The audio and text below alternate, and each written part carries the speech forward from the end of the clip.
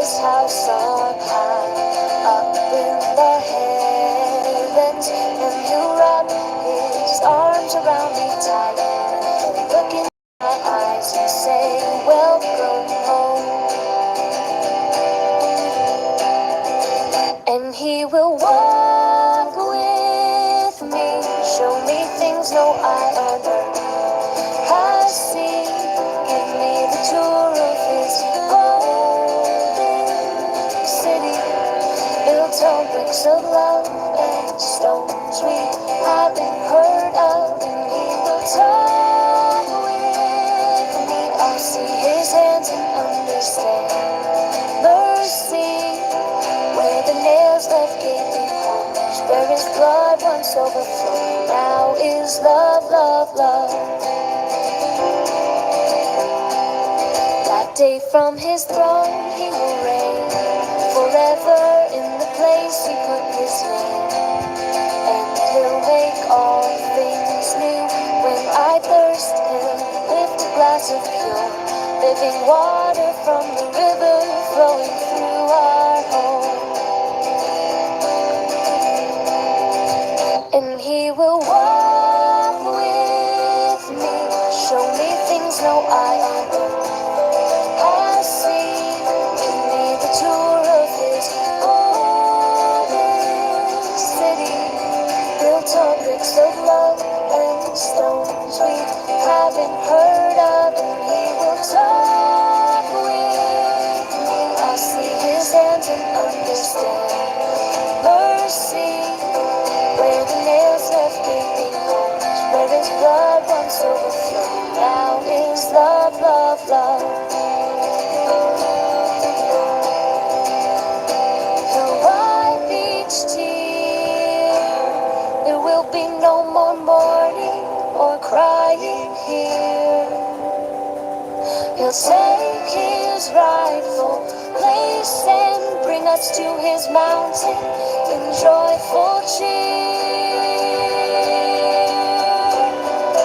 And He will walk with me, show me things no eye on earth has seen, give me the tour of His golden city, built on bricks of love and stones we haven't heard of. And He will talk with me, I see His hands and understand mercy, where the nails left gaping holes, where His blood once overflowed.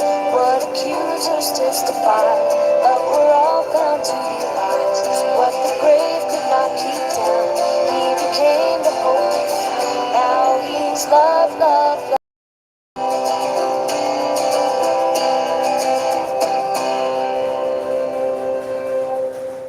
Hi everybody, my name is Jason. I'm Caden. I'm Jaden. I'm Nicole. I'm Eli. And we are the Yahoo and the Torah channel, and we thank you guys very, very much for hanging out with us this live Shabbat.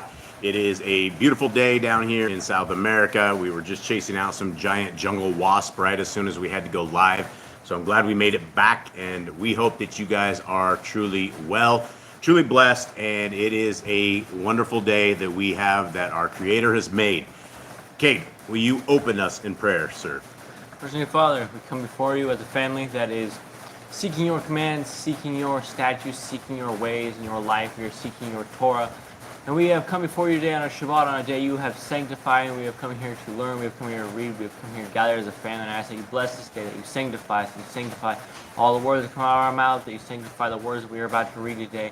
I thank you for your Son, and I thank you for your blessings upon us, and giving your Son, and giving us a way out of death, giving us a way out of sin. I thank you for all that you have done for us, and I ask all this in Yeshua's name. Amen. Amen. All right. All right, so how is everybody out there doing? Everybody in the chat room?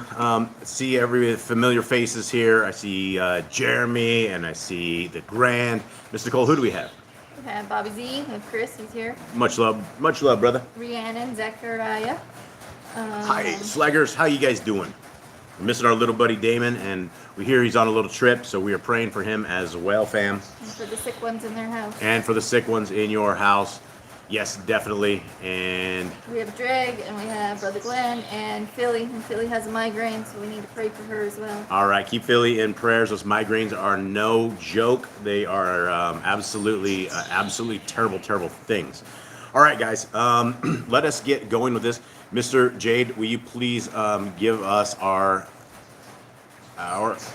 Shema? Hear, O Yisrael, Yahuwah our Elohim, Yahuwah is one. And you shall love Yahuwah your Elohim with all your heart, and with all your being, and with all your might.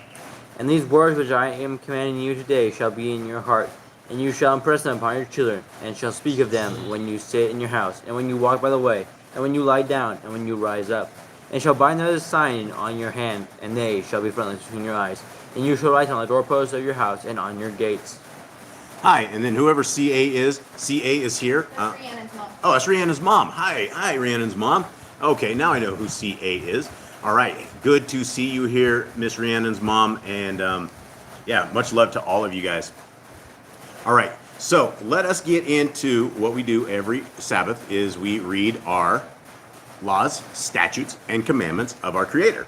And this is one of these things that is, it is something that is historical. It is something that has been done for many, many generations, many, many times.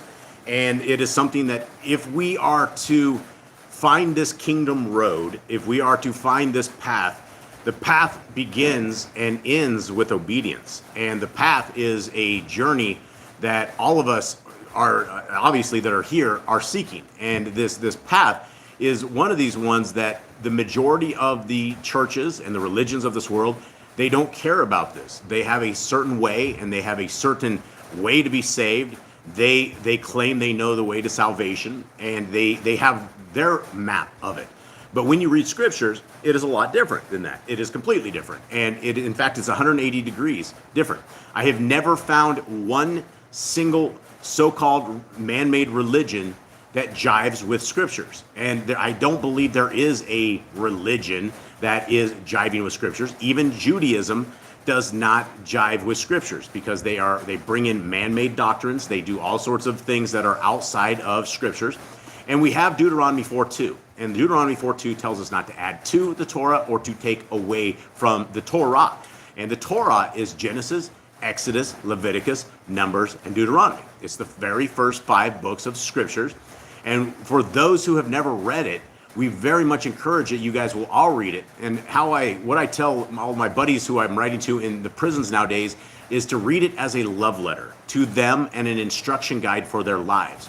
And if you take that state of mind and read it as probably one of the most precious things that you could ever be given in this world, then you will have a different outlook on it. And these are the commandments that we are told to keep, we are told to follow, we're told to embrace our house, embrace our lives with them. And so let's begin. The very first commandment, be fruitful. Multiply. Replenish the earth, subdue it, have dominion over the fish, fowl, and every living creature.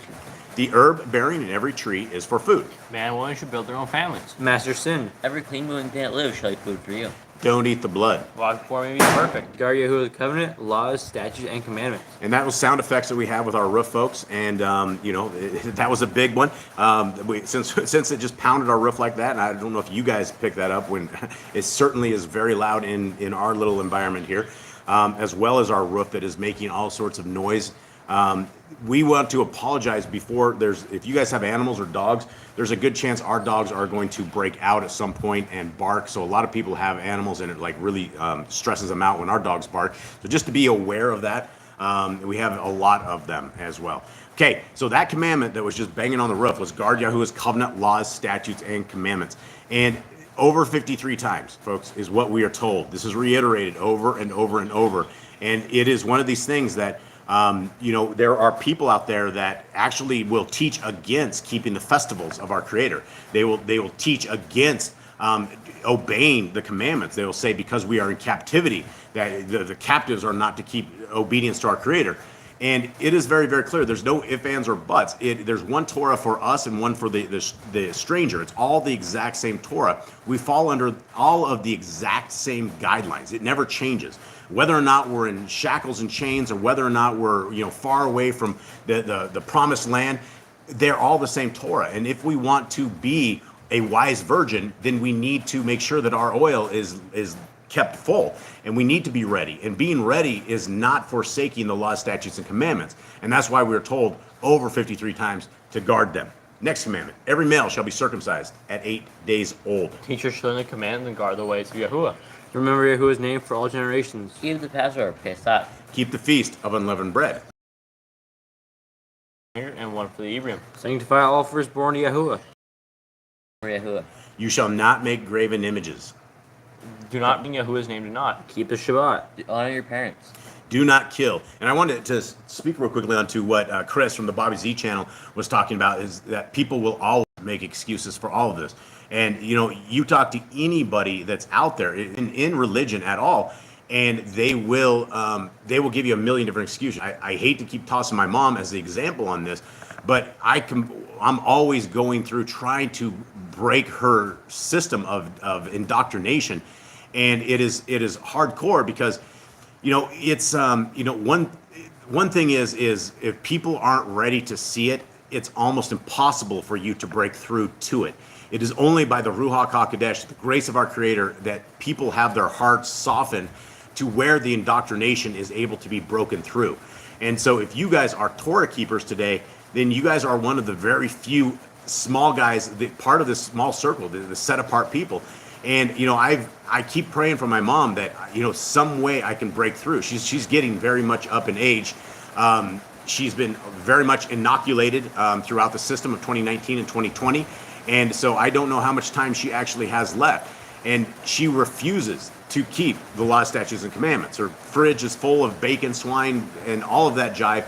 And she just doesn't care. And, you know, the thing that I'm trying to do is I'm trying to present her, you know, every single day I'm going to be going through with Psalms 119 and just taking a couple of verses and pasting it in there. And when you guys read Psalm 119, if you guys are Torah keepers, it makes a lot of sense. It makes every bit of sense that everything in our life needs to be that light. It needs to shine forward. It needs to be part of everything that we have. But people are rejecting it, and they come up with all these excuses and everything. And I saw Joanna pop in there. Hi, sis. Hope you're good. Much love to you. And did you see the grand? She said one Torah for all, one Torah for big and small, one Torah for you and me, and one Torah to set us all free. Yes, absolutely. That's great. She's a poet, and she didn't even know it. She's so tall, so they call her Longfellow. No, that's that's really, really good. So thank you, the grand. Definitely, our surrogate grandma out there. We love you very much. We love all of you guys very much. Hey, Tess is here. Shalom, shalom to you. Yeah, and Jeremy says my family doesn't listen to me either about Yahuwah. And that's the heartbreak that we are in right now. And it's like, we know that Yah can soften hearts, and that He can make hearts hard, as well as we saw that with Pharaoh and various things. And so we got to keep praying for our loved ones. We got to keep encouraging them. We got to keep trying. And even though we look like the outcast, which is what set apart is supposed to be, we need to never stop, because time is going to end for a lot of these people. And I don't know what there is hope afterwards. Matthew 7, Messiah clearly says that those who all thought that they were preaching and teaching and casting out demons and doing miracles and things in His name are going to be told to kick rocks, right? That's what He says. Depart from me. Is essentially kick rocks, beat it. And that's going to be some very, very depressing things. And so this is why we are always out there as Boss Clan, and you guys are out there, always pushing the scriptures and trying to get people just to listen, because time is so short. All right, Commandment 24. And Greg's talking about, I'm experiencing deja vu while talking about your family. Yeah, I think all of us are in that same boat, right? I think probably everybody sitting here around this table, we are the minority of the majority, and that is what we're called to be, right? We're the Zit Seat wearing, Yah loving, commandment keeping, a Messiah loving group of people, and that is far different than anything else that is out there. And Cindy's here. Much love, dear sis. Oh, Cindy's here. Our family, everybody's complete. Much love, dear family. Thank you, guys. All right, continuing on. Do not kill. Do not break wedlock. Do not steal. Do not make false accusations against your neighbor. Do not covet anything of your neighbors. Do not make an altar from rock that a tool has touched. Do not go to the altar by the steps. If a man steals cattle, he shall restore it 5 times. Yahuwah's laws for criminals. Do not lie with beasts. Do not sacrifice to other gods. Do not oppress the stranger, fatherless, or widow. Do not charge your brother interest. Borrow your neighbor's raiment, return to him before sunset. Do not curse the ruler of your people. Do not eat what is torn of any beast. No false reports. Do not follow a multitude of evil. Do not judge unrighteously against the poor. Bring back your enemy's cattle if you find it going astray. Help the animals of your enemy. Stay away from rumors and gossipers. Take no bribes. Do not oppress the stranger. Love the stranger. Give your land the rest in the 7th year. Do not mention any pagan names. Keep the feast of Yahuwah. Do not cook your goat in his mother's milk. Obey the messenger Yahuwah sends before you. Do not bow down to other Elohim. Serve Yahuwah. Make no covenant with other Elohim or outsiders of the land. Do not make or use this anointing oil on a normal person. And then also the same for perfume. It's a Levitical concoction that is, we are told the recipe for, that we do not make and use. Do not eat the fat. Do what you say you're going to do. Return what is your neighbor's. Obey Yahuwah's dietary laws. Women's time of separation rules. Obey Yahuwah's hygiene laws. Keep the Day of Atonement, Yom Kippurim. Do not uncover the nakedness of your family. Do not take your woman's sister for a wife. Do not lie with a woman in her uncleanness. You shall not sacrifice your children to Moloch. Do not be a sodomite. Be holy. Do not reap the corner of your field, or you shall not glean your vineyard. Do not deal falsely or defraud your neighbor. Do not lie or be a liar. Pay your workers for the day's wage that they are due. Do not harm the disabled. Do not endanger your neighbor. Do not hate your brother. Rebuke your neighbor for his sin. Love your neighbor as yourself. Do not diverse your cattle. Do not mingle your seed. Do not mingle linen and wool. Do not lie with a taken woman. Do not eat of the fruit of the tree for 3 years. Do not practice sorcery. Do not round your beard or the corners of your head. Do not cut yourself with the dead. Do not get tattoos. Do not prostitute your daughter. Do not defile your temple. Do not consult the medium. Respect your elders. Have correct weights and measures. Do not walk in the manners of the nations. Keep the feast of first fruits, Shavuot, Omer count. Keep the Feast of Trumpets, Yom Teruah. Keep the feet of Sukkot, Shem Yatzeret. If you blaspheme the name of Yahuwah, you shall be put to death. If you kill your neighbor's animal, you must give him another. Pay injury for injury. Honor the Jubilee year. Confess your sins to Yahuwah and repay who have trespassed against. I saw something, Jeremy. What did Jeremy say on that? Jeremy says, I think the problem is people think Yah's Torah is just the Levitical duties, and they forget all of this is part of it and not done away with. Yeah, absolutely. And, you know, one thing that Boss Clan is getting a little more astute in Bible scriptures because of the project that we are undertaking right now, which is literally typing every character back in the order that it was in and fixing every kind of error that is in there. And, you know, we have just made it, we started, we did Genesis like literally 3 times. And it takes, we can do about 25 chapters a day at the very best. Sometimes give or take a little bit more or less, depending on the situation. But, you know, one thing that we were noticing is that, and one advantage that we have today is that we have scriptures in our hand. And as we go, right now we are in 2 Samuel, Shemuel, and you know it is very, very clear that the children of Yisrael have completely fallen. They started off okay, they fell, and every bit they would come back and forth. But you know, even King David, you know, we call him the mad fornicator, even though he was the man after. He had some very, very wicked parts to him, and the thing he did was very wicked. And you know, if you look at some of the stories in scriptures, one of the stories is that the daughter of King Shaul, when David was in there, when he was being hunted, they were about to kill him. It says she threw one of the household idols in the bed and put a goat's hair over the top of it. And when Yisrael went into the land that was given to them, they were supposed to destroy everything. Everything was supposed to be put under the ban. And when it says in the scriptures, put it under the ban, it means wipe it out. It means finish it off, that there's nothing to be brought. But, you know, one of the very first people that really messed things up was Joshua. Joshua went and made a covenant with a couple of guys. They tricked him. And instead of seeking our Creator, he went and made covenants with them and ended up with a whole bunch of the people they were supposed to kill completely and annihilate. They were all around him. And by the time you make it to the days of King David, all of these people, you have the Kittites and the Hivites, and you have people that are all completely mixed in this clans, and we're supposed to be set apart. That is why the scriptures that we have are very, very important, because we have the historical doctrine of everything, of how it was and how it is, and we know how it should be. And they didn't have these back in the day. They had the Torah, they had the prophets, they had the priests, they had this, but we have this written down to where we can read it, and it's right before our fingertips, and most of the people will reject it. And like Jeremy said, they think it's the old things of old, the old Levitical laws, and they'll laugh at you like, ha, ha, ha, oh yeah, that's the things of Moses. And we're like, yeah, that's the things of Moses, but everything back there is completely current as it is today.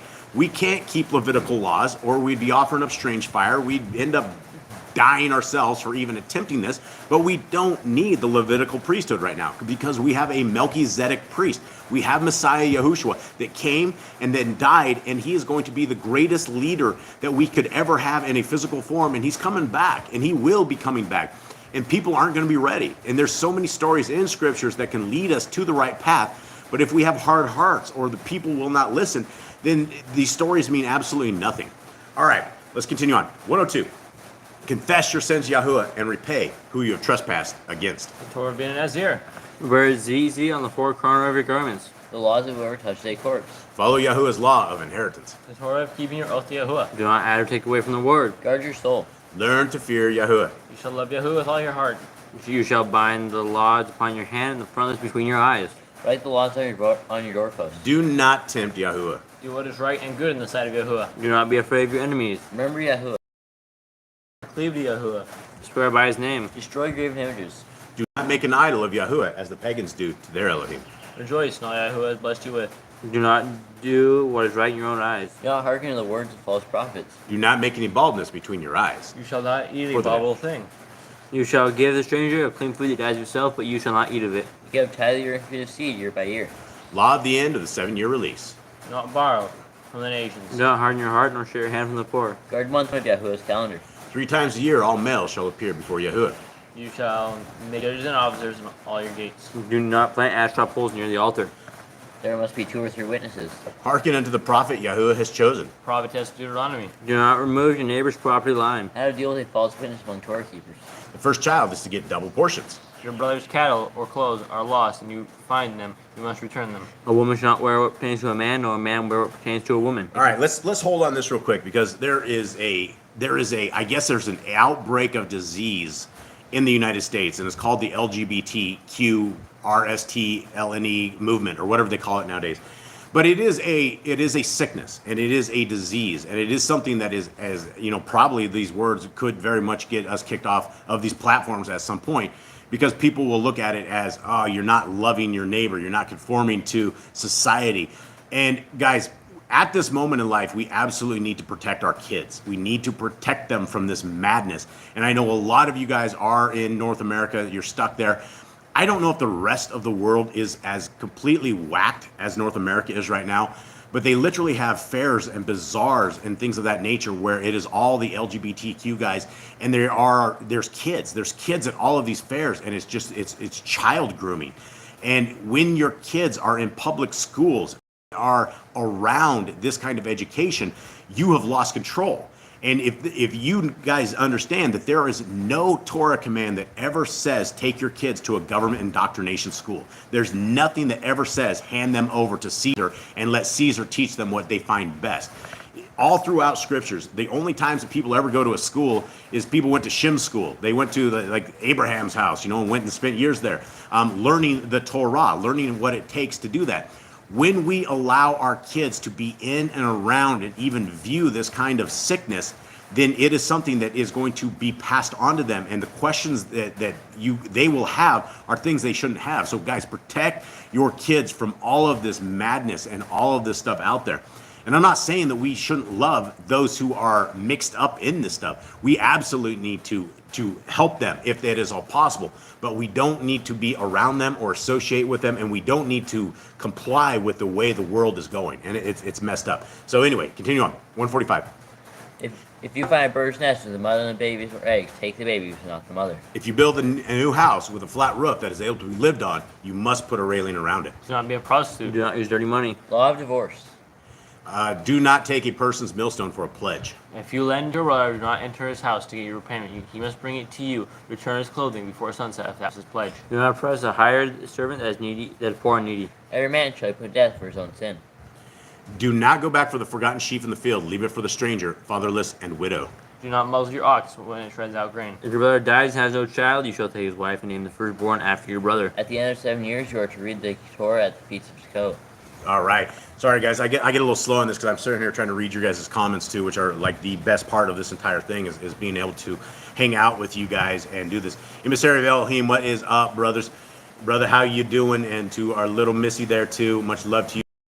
And yeah, so So yeah, that is what it is. Did we miss anything in the chat? I was like to catch up with that. Andrew, this. I don't think so. He just said, emissary said, we used to call the government agencies, but soup agencies.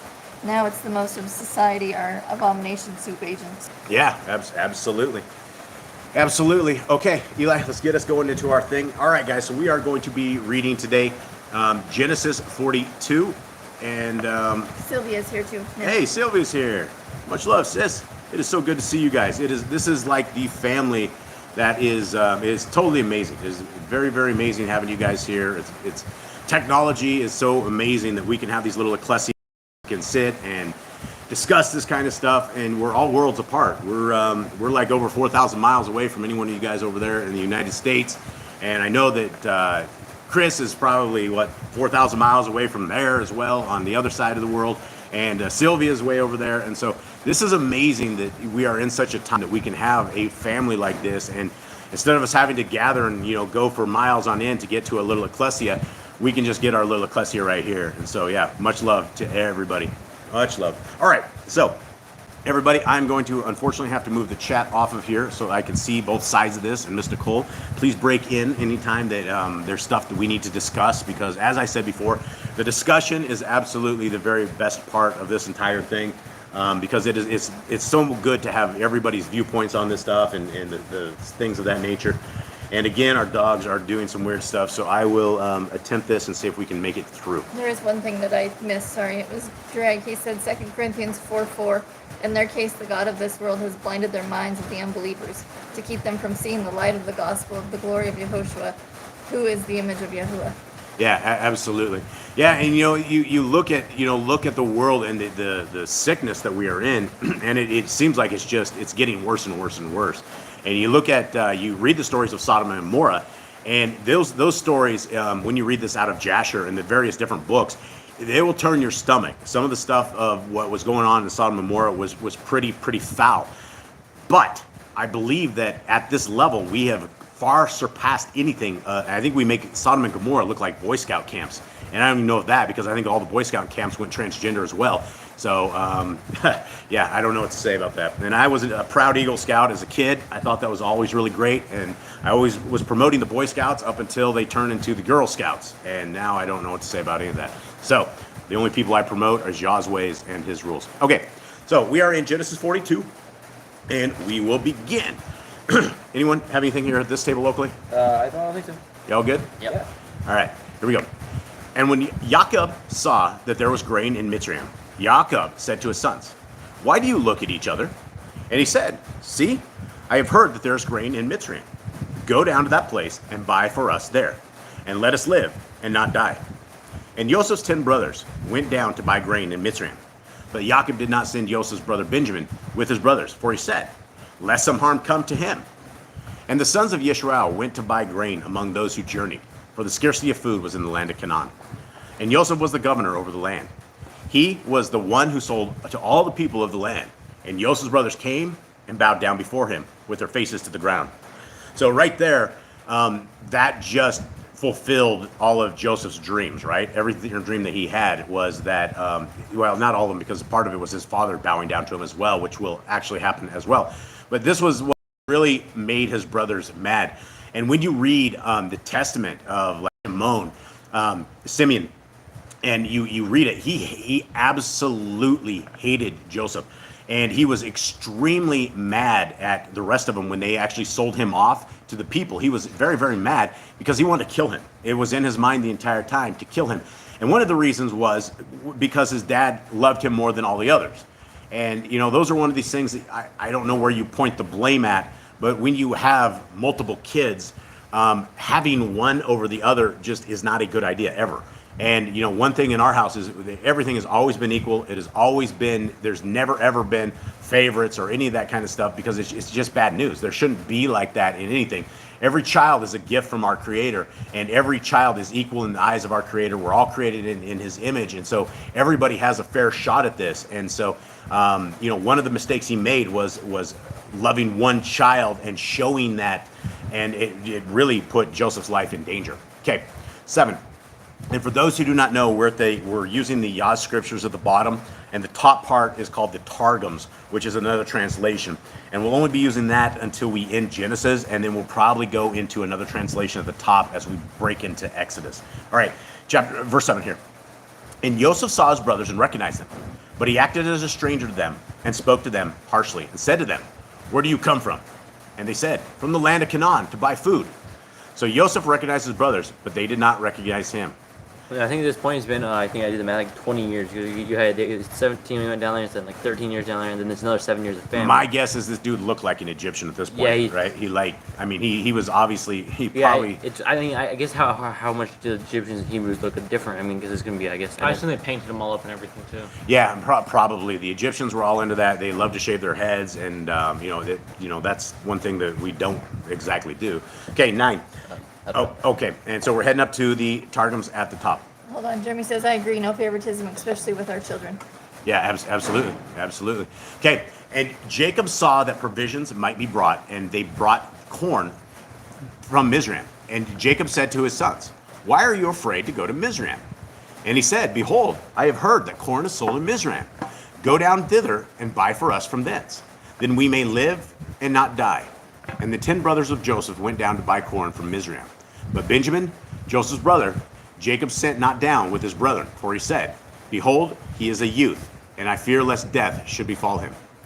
And the sons of Yisrael went every one by one door, lest the evil eye should have sway over them. And they went together to buy among the Canaanites, who also went to buy, because the famine was in the land of Canaan. And Joseph was ruler over the land, and he knew that his brethren had come to buy, for he had appointed notaries at the gates of the city to register daily of everyone who came, his name and the name of his father, and he it was who sold corn to all the people of the land.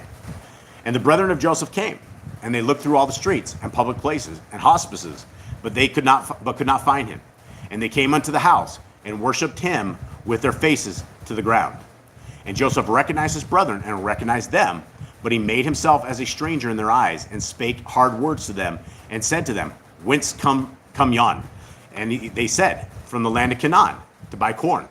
Now Joseph recognized his brethren because they, when separated from them, they had the token of the beard, but they did not recognize him because at that time he had not the token of the beard, and at this hour he had it.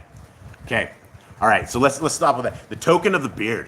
So Beards are awesome. So they're all shaved up in Egypt. Yeah, they're shaved up. They like to shave, and one thing that is very interesting is for all the bearded brothers out there. I know Jeremy's bearded out there, and he has an awesome looking beard.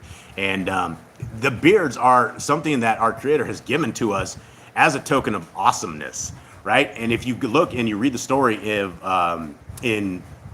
what was the story the other day when where were they at when David sent them down? They sent two guys. He sent two guys into 1 Samuel, I think, wasn't it? Yeah, it was 1 Samuel. He sent them to Gath. Gath, right? And he sent them on a peace mission, like a couple of guys as a peace mission. And these guys, they thought he was in there. One of the guys said, "Hey, he's just in there to spy out the land, and they're going to take they're going to." So these guys like shaved half their beards and ripped half their clothes down to their rears and sent them off on their way. And these guys were so embarrassed about having their beards half shaven on that David went out there and says, "Hey, you guys go into this other town." Where did he say? Yeah, he sent them to Jericho. He's like, "Go to Jericho," and then he says, "Until your beards grow back." And so for those who have beards, I strongly urge, that is definitely one of these things that is it is an item of our Creator that is an awesome accessory that definitely distinguishes us, and it's awesome. It's just manhood as well. Sorry, that's just my 2 cents. Okay, and This goes down to his belly. nice, very nice. Yes, and I know Emissary of Elohim has a nice beard as well. I believe I've seen in these pictures. And so, yeah, there's no shame to a beard. In fact, there is nothing but awesomeness. Okay, now we're heading back to the bottom right here. What you got? Emissary says, plus about them, you just fold it over the chin and bam, you have an instant pillow. Yeah, instant pillow. Hey, and if you are down in South America where we have these bugs that you don't go through a day without getting bit by a bug. Have any of you guys been through a day without being bit by a bug? I don't think so. Maybe when we're in the city. Maybe, yeah, when you go to the city or something. But yeah, for the most part, we live in the place of the land of the not concrete jungle. And there has been many times that I have been saved from a mass these things that will chew you up. And they don't get you real hard. And, if you're ever playing around with power tools and things, number one is be very, very careful with power tools. I have had my beard sucked up by a drill before. That was very uncool. Belt sanders are bad, but it protects your neck and it protects everything. And I suppose if one day I shave, I might look like I'm about 25 again, but I don't know. I don't plan on shaving. Sometimes I get frustrated. I say it's all going to go off, but yeah, it is awesome. What do you got? Anything mystical? Rhiannon just says the poor men that can't grow beards like other men. I know some people struggle and want to grow beards so bad. Hey, even if you don't grow anything at all, as long as you have something, that's still manly. That still sets you apart. And so says, I pray for them away. Yeah, bearded men. Gotta love them. All right, here we go. Zacharias says something like only 50% of men can grow a beard. Huh. And that's probably, I don't know if that's from like GMOs or something of the sort or what the gig is, but you do see these Jews that go around and they have the little Jew beards and they're like little scruffs here and there, and then it's small, but yeah, for those who can grow beards, that's awesome. All right, let's continue on. Where are we on here, Eli? You're on 9. We were totally going off track, guys, today. Sorry. Okay. And Joseph remembered the dreams which he had dreamed about them and said to them, "You are spies. You have come to see the nakedness of the land." And they said to him, "No, my master, but your servants have come to buy food. We are all one man's sons, and we are trustworthy, and your servants are not spies." All right. I had another thought before that something that most people don't get is, and you have to actually read like the extracurricular books, all of the sons of Yisrael, they went into separate gates. So it tells you the Targum. yeah, I know. That's what I'm saying. But that's what I was repeating here, because you don't get that in regular scriptures. You don't understand. And it was their father who told them to go in through separate gates. And they didn't just go in and they didn't just go to find food. They went out and they hung out with the harlots and they hung out with the various people in there because they were trying to find Joseph. They were trying to figure out where he was. And so they were actually trying to kind of make good for the evil that they had all been part of. Okay, now we're back onto this. 12. But he said to them, "No, but you have come to see the nakedness of the land." And they said, "Your servants are 12 brothers, the sons of one man in the land of Canaan. And see, the youngest is with our father today, and one is no more." And Joseph said to them, "It is as I spoke to you, saying, you are spies. By this you have been proven. By the life of Pharaoh, you do not leave this place unless your youngest brother comes here. Send one of you, and let him bring your brother while you are kept in prison.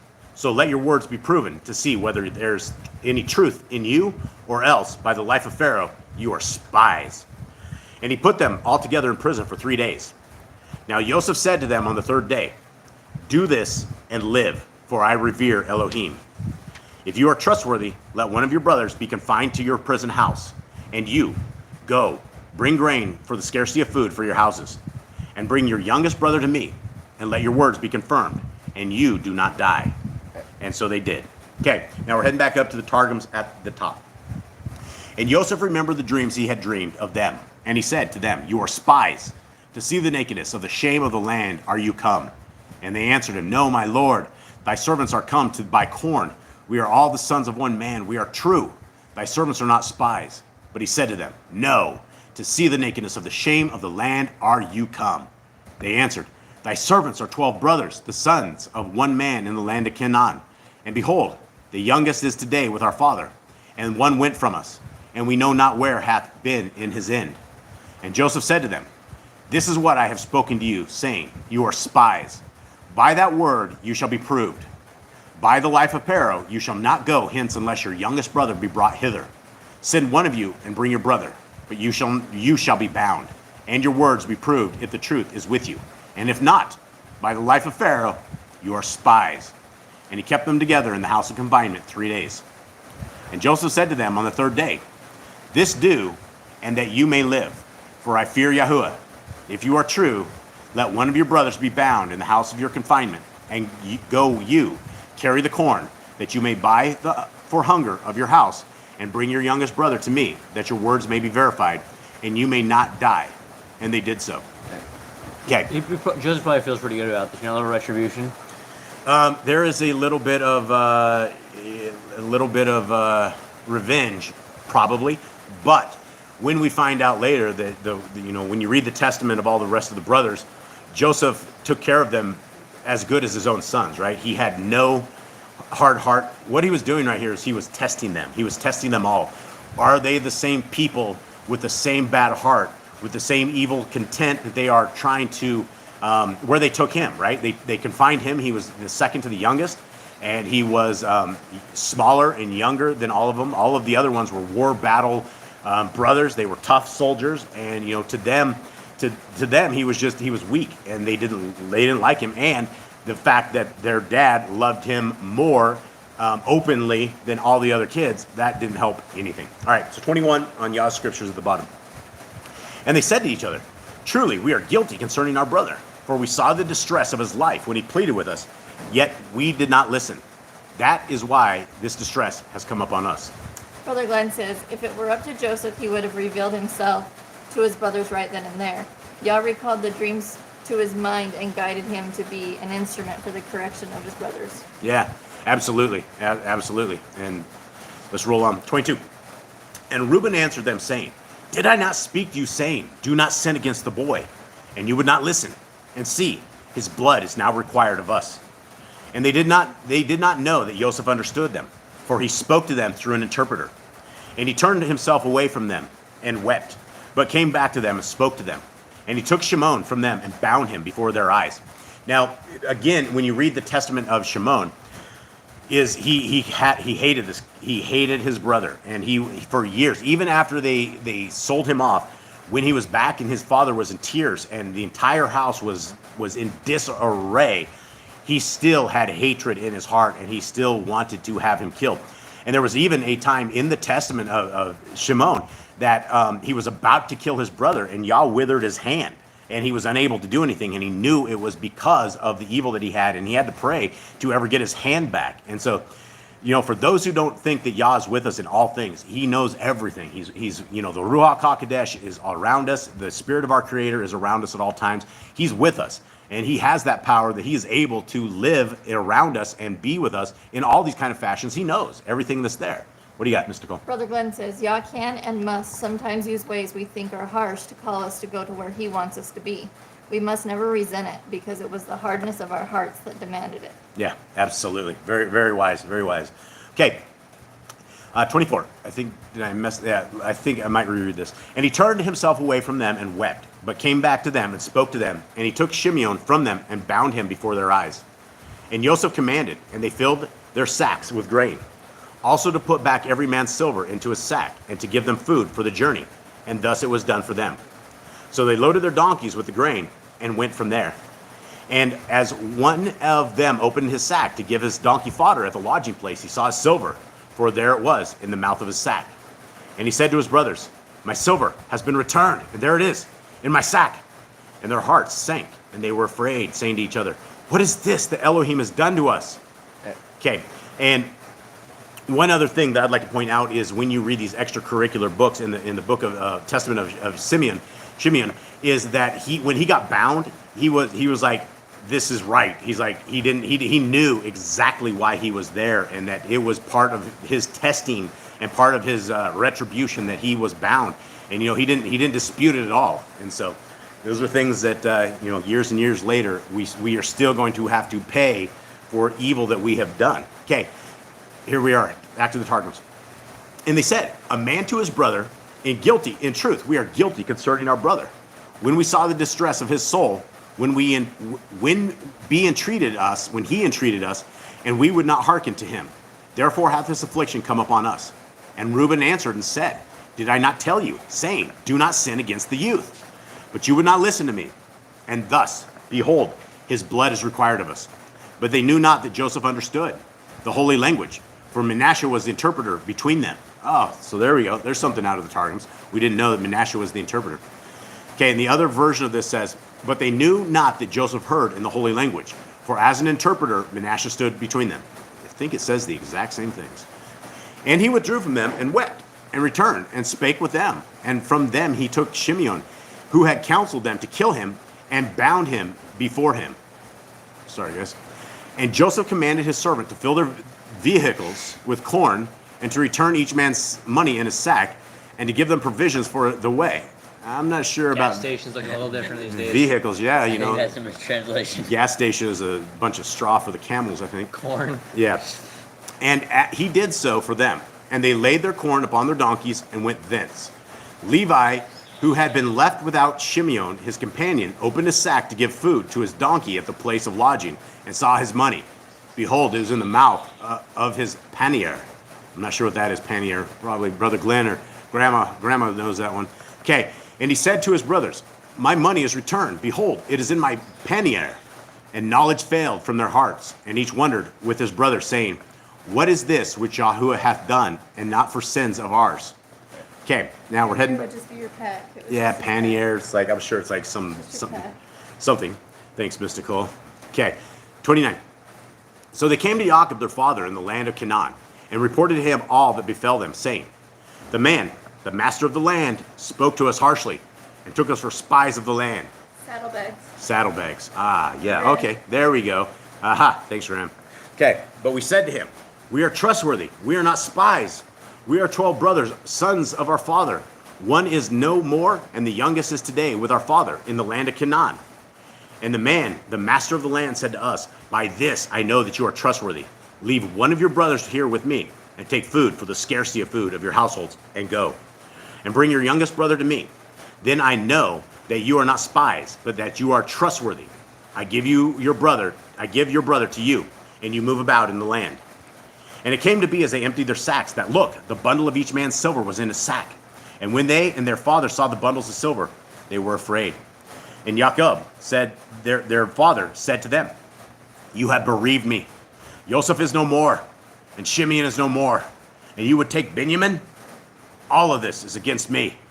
So Reuben spoke to his father, saying, take the lives of my two sons, if I do not bring him back to you. Put him in my hands, and I myself bring him back to you. But he said, my son is not going down with you, for his brother is dead, and he is left alone. If any harm should come to him along the way in which you go, then you would bring down my gray hair with sorrow to the grave. Okay. All right. Everyone's smiling over here on my voice here on this. Okay. So here we go. Let's go. We're heading up to the Targum to finish this up. Dramatized version by Boss Clan. Okay. And they came to Jacob their father in the land of Canaan, and related to him all that had befallen them, saying, the man Yahuwah of the land spake with us harshly, and treated us as spies of the country. But we said to him, we are faithful men, not spies. We are 12 brothers, sons of our father, of one. We know not what was his end. And the youngest is today with our father in the land of Canaan. And the man, Yahuwah of the land, said to us, what do you say? So I think that's supposed to be Lord of the land, but whoever like master placed it or something, Yeah. they master placed Lord with Yahuwah, so I think it's supposed to take Lord of the land. Yeah, like that master of the absolutely land. is not I know edited that's right. a little bit up. These guys. Okay, yeah, so that's not right. So Yahuwah of the land, Yah didn't say that. So, and then probably whoever it is of the land said to them, Master of the land. Master of the land, by this I shall know that you are true.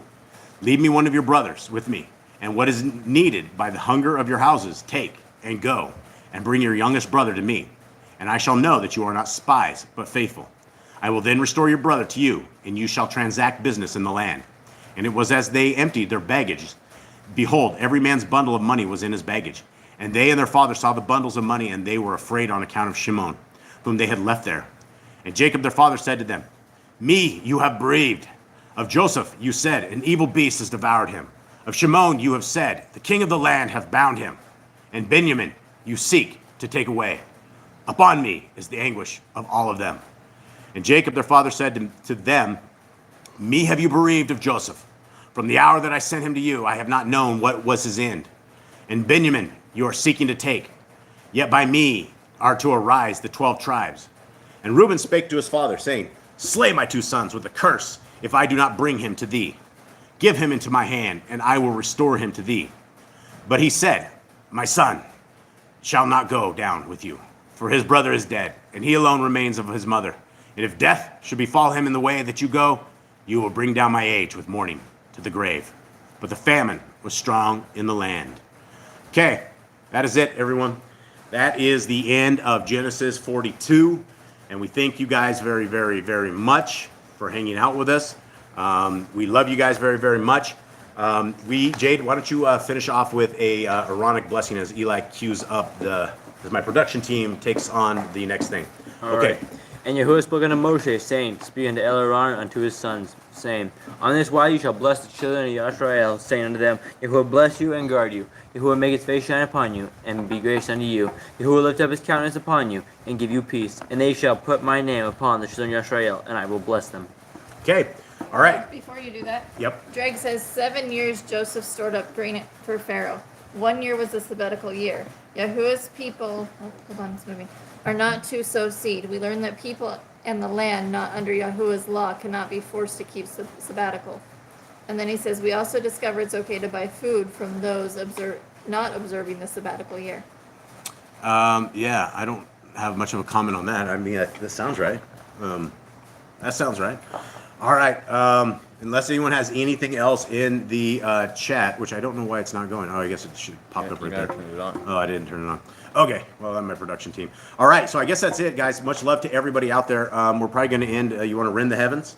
Oh, you can do that. We love What's your rending the heavens. favorite? It's the favorites of around here. Nicole's the only one who doesn't love it as much as we I do. like it. You guys just played a lot. We played a lot. Well, it's the only one. James doesn't give us copyright strikes, and he doesn't put ads in our videos, and so we all have a very limited amount of songs that we can play, because if not, I just don't want ads and people having to deal with the YouTube ads on these things. If you ever see an ad, it has nothing to do with us. We don't monetize anything. We don't take donations, none of that. So we love you all. Thank you guys very, very much. We are, where is Rin? There it is. We are out, everyone. Oh, that you would rend the heavens and come down. Oh, that you would rend the heavens and come down. Oh, that you would rend the heavens and come down.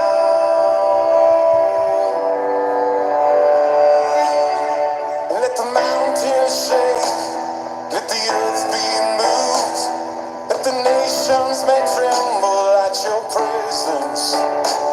Let your fire burn, let the waters burn, let your name be known to this generation, and come down.